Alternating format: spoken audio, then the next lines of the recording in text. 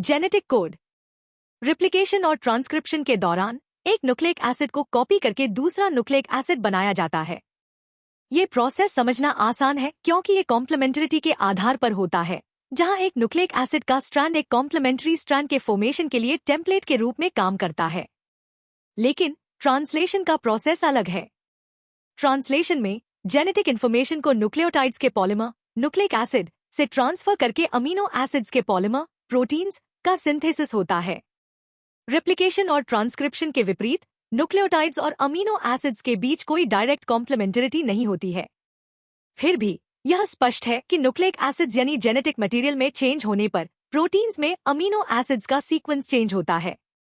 इस वजह से एक जेनेटिक कोड का प्रपोजल किया गया जो प्रोटीन्स के सिंथेसिस के दौरान अमीनो एसिड्स के सीक्वेंस को डायरेक्ट कर सकता है।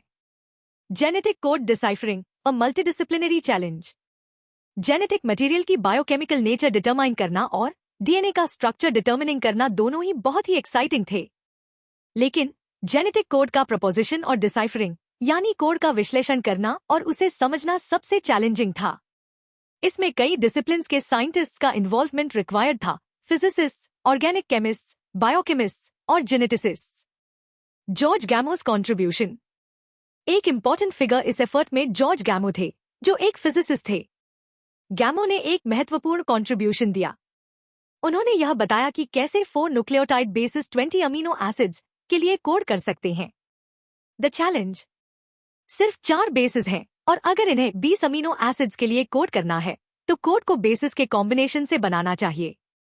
गैमो ने सजेस्ट किया कि 20 अमीनो एसिड्स कोड करने के लिए कोड को 3 न्यूक्लियोटाइड से बनाना चाहिए। यह एक बहुत ही बोल्ड प्रपोजिशन था क्योंकि 4 raise to the power of 3 का परम्यूटेशन कॉम्बिनेशन लगाने पर 64 कोडॉन्स जनरेट होते हैं, जो रिक्वायर्ड कोडॉन से बहुत ज्यादा है। यह प्रूफ देना कि कोडॉन ट्रिप्लेट है एक बहुत डॉन्टिंग यानी कठिन टास्क था। हर गोबिंद खुराना द्वारा विकसित chemical method defined combinations of bases वाले आरएनए मोलिक्यूल्स को सिंथेसाइज करने में सहायक था। For example, homopolymers and copolymers. Contribution of Marshall Nirenberg. Marshall Nirenberg ने प्रोटीन सिंथेसिस के लिए सेल फ्री सिस्टम डेवलप किया। ये सिस्टम फाइनली कोड को डेसिफर करने में मददगार साबित हुआ। Contribution of Severo Ochoa. Severo Ochoa enzyme polynucleotide phosphorylase भी आरएनए को टेम्पलेट इंडिपेंडेंट मैनर में पॉलीमरेज करने में सहायक था। आखिरकार जेनेटिक कोड के लिए एक चेकर बोर्ड तैयार किया गया। जेनेटिक कोड के मुख्य फीचर्स। फर्स्ट पॉइंट, एक कोडॉन 3 न्यूक्लियोटाइड्स का होता है। 61 कोडॉन्स अमीनो एसिड्स के लिए कोड करते हैं और बाकी 3 कोडॉन्स किसी अमीनो एसिड के लिए कोड नहीं करते, इसलिए ये स्टॉप कोडॉन्स के रूप में फंक्शन करते हैं। सेकंड पॉइंट, कुछ अमीनो एसिड्स एक से अधिक कोडॉन्स द्वारा कोड किए जाते हैं, इसलिए जेनेटिक कोड्स डिजेनरेट होते हैं। थर्ड पॉइंट, एमआरएनए में कोडॉन को एक कॉन्टिग्यूअस फैशन में पढ़ा जाता है, इसमें कोई पंक्चुएशंस नहीं होते। फोर्थ पॉइंट, कोड लगभग यूनिवर्सल है। एग्जाम्पल के लिए बैक्टीरिया से लेकर ह्यूमन तक यूयूयू हमेशा फिनिलएलेनाइन के लिए कोड करेगा।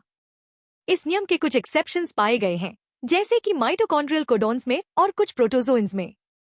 फिफ्थ पॉइंट, एयूजी मेथियोनाइन के लिए कोड करता है और यह इनिशिएटर कोडॉन के रूप में भी कार्य करता है। Sixth point, UAA, UAG and UGA stop या टर्मिनेटर कोडॉन्स होते हैं। Mutations and genetic code. Genes और डीएनए के बीच के संबंध को म्यूटेशन स्टडीज के माध्यम से अच्छी तरह समझा जा सकता है। डीएनए के एक सेगमेंट में लार्ज डिलीशंस और रीअरेंजमेंट्स के प्रभाव को समझना आसान है। इससे जीन का लॉस या गेन और इसलिए एक फंक्शन का लॉस या गेन हो सकता है। Point mutations. पॉइंट म्यूटेशंस का प्रभाव यहाँ समझाया जाएगा। एक क्लासिकल एग्जाम्पल पॉइंट म्यूटेशन का है। बीटा ग्लोबिन चेन के जीन में एक सिंगल बेस पेयर का चेंज जो अमीनो एसिड रेसिड्यू ग्लूटामेट को वैलाइन में बदल देता है। इससे सिकल सेल एनीमिया नामक बीमारी होती है। एक या दो बेसिस का इंसर्शन या डिलीशन रीडिंग फ्रेम को इंसर्शन या डिलीशन पॉइंट से बदल देता है। ऐसे म्यूटेशंस को फ्रेम शिफ्ट इंसर्शन या डिलीशन म्यूटेशंस कहा जाता है। 3 या इसके मल्टीपल्स बेसिस का इंसर्शन या डिलीशन एक या मल्टीपल कोडॉन्स को इंसर्ट या डिलीट करता है, इसलिए एक या मल्टीपल अमीनो एसिड्स को अफेक्ट करता है और रीडिंग फ्रेम उस पॉइंट से अनचेंज्ड रहता है। TRNA. Francis Crick's पोस्टुलेशन। Francis Crick ने एक एडाप्टर मोलिक्यूल की उपस्थिति का पोस्टुलेशन किया जो एक तरफ कोड को पढ़े और दूसरी तरफ स्पेसिफिक अमीनो एसिड से बाइंड हो। टीआरएनए, जिसे पहले एसआरएनए या सॉल्यूबल आरएनए कहा जाता था, जेनेटिक कोड के पोस्टुलेट होने से पहले ही जाना जाता था। हालांकि इसे एडेप्टर मॉलिक्यूल के रूप में बहुत बाद में माना गया। टीआरएनए या ट्रांसफर आरएनए एक महत्वपूर्ण एडेप्टर मॉलिक्यूल है जो जेनेटिक कोड को पढ़ने और उसे अमीनो एसिड से जोड़ने का कार्य करता है।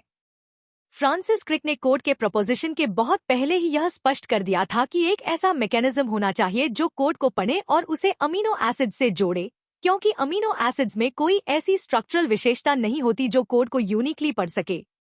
टीआरएनए मॉलिक्यूल के दो मुख्य हिस्से होते हैं। फर्स्ट, एंटीकोडन लूप, यह एमआरएनए के कोडॉन को रिकॉग्नाइज और बाइंड करता है।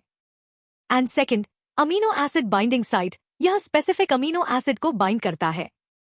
इनिशिएशन के लिए एक स्पेसिफिक टीआरएनए होता है जिसे इनिशिएटर टीआरएनए कहा जाता है। स्टॉप कोडॉन्स के लिए कोई टीआरएनए नहीं होते। टीआरएनए का सेकेंडरी स्ट्रक्चर क्लोवरलीफ के जैसा और असल स्ट्रक्चर में टीआरएनए एक कॉम्पैक्ट मॉलिक्यूल होता है जो इन्वर्टेड एल की तरह दिखता है। ट्रांसलेशन का तात्पर्य अमीनो एसिड्स की पॉलीमराइजेशन की प्रक्रिया से है, जिससे एक पॉलीपेप्टाइड बनता है।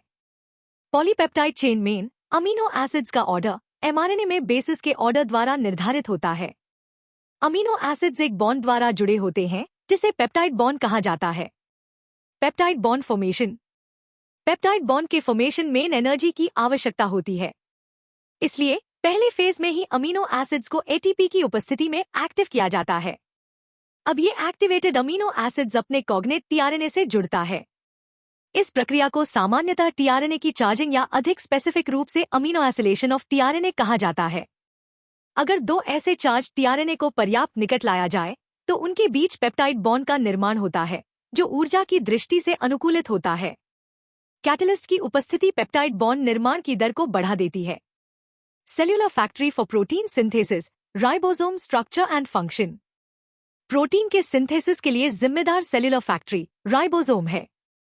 राइबोसोम में स्ट्रक्चरल आरएनएज और लगभग 80 विभिन्न टाइप की प्रोटीन्स होती है। अपनी इनएक्टिव अवस्था में राइबोसोम दो सबयूनिट्स के रूप में मौजूद होता है, एक लार्ज सबयूनिट और एक स्मॉल सबयूनिट। जब स्मॉल सबयूनिट एमआरएनए से मिलता है तो एमआरएनए को प्रोटीन में ट्रांसलेट करने की प्रक्रिया शुरू होती है। Translation process. लार्ज सबयूनिट में दो साइट्स होती हैं जहां सब्सिक्वेंट अमीनो एसिड्स बाइंड होते हैं और इस प्रकार पेप्टाइड बॉन्ड के निर्माण के लिए एक दूसरे के पर्याप्त निकट होते हैं। राइबोसोम भी पेप्टाइड बॉन्ड के निर्माण के लिए कैटलिस्ट के रूप में कार्य करता है। फॉर एग्जाम्पल, बैक्टीरिया में 23S आरआरएनए एंजाइम राइबोजाइम है। Translational unit in mRNA. MRNA में एक ट्रांसलेशनल यूनिट आरएनए का वह सीक्वेंस होता है जो स्टार्ट कोडॉन यानी AUG और स्टॉप कोडॉन से घिरा होता है और एक पॉलीपेप्टाइड के लिए कोड करता है। Untranslated regions UTR। एमआरएनए में कुछ एडिशनल सीक्वेंसेस होते हैं जो ट्रांसलेट नहीं होते और अनट्रांसलेटेड रीजन्स UTR कहलाते हैं।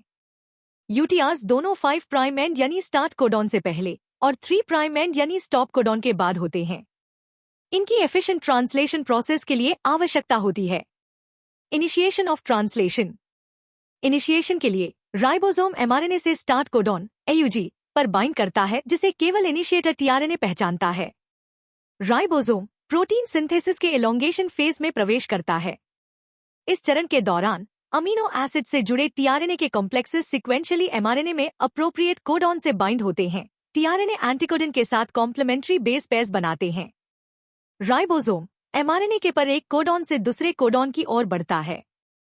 अमीनो एसिड्स को एक एक करके जोड़ा जाता है और एज अ रिजल्ट डीएनए द्वारा निर्देशित और एमआरएनए द्वारा रिप्रेजेंट किए गए पॉलीपेप्टाइड सीक्वेंसेस में ट्रांसलेट किया जाता है। अंत में एक रिलीज फैक्टर स्टॉप कोडॉन से बाइंड होता है और ट्रांसलेशन को समाप्त करता है और राइबोसोम से कंप्लीट पॉलीपेप्टाइड चेन को रिलीज करता है।